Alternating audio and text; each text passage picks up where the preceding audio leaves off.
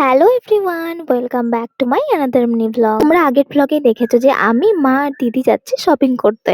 গোপালনগরে এসেই সবার প্রথমে মায়ের শপিংটা কিন্তু কমপ্লিট করে নিলাম। মায়ের শপিং এর পর এবার শুরু হবে দিদির শপিং, তাই চলে আসলাম আরেকটা দোকান। আর এখানে এসে দিদি দেখছিল অনেক ধরনের টুপি। এখন যে দোকানে এসেছি এই দোকানে কিন্তু আমরা প্রায়ই শপিং করে থাকি। মেনলি এখানে রেডিমেড জামা কাপড় পাওয়া যায়। এখানে এসে আমার এই গ্রিন কালারের টু পিসটা ভীষণ পরিমাণে পছন্দ হয়েছে, কিন্তু দিদি নিয়েছে অন্য একটা টু পিস, যেটা আর ভিডিও করা হয়নি, তোমাদের সাথে পরে কখনো শেয়ার করব। দিদি ড্রেস নেওয়ার পর আমরা চলে আসলাম মুদিখানার দোকানে। আর এখান থেকে কিন্তু টুকিটাকি অনেক জিনিস আমরা নিয়ে নিলাম, ওই যেমন খেজুর, ছোলা, বিস্কিট, ময়দা, বেসন, অনেক কিছু। এবার ঈদে আমি নিজের জন্য কোনো ড্রেস না নিলেও নেবো একটা বড় সড়ো জিনিস, যেটা কিনা আমি নিজেই নিজেকে গিফট করব। তবে জিনিসটা কি তোমরা যদি কেউ গেস করতে পারো অবশ্যই কমেন্টে জানিও। এখন আমরা আছি বাসনপত্রের দোকানে, আর এখান থেকে মা অনেক জিনিসই নিয়ে নিল, তবে সবকিছু আর ভিডিও করা হয়নি। এতটুকুই ছিল আমাদের আজকের শপিং। তো চলো আজকের মিনি ব্লগটিও এখানে শেষ করছি। কেমন লেগেছে কমেন্টে জানিও।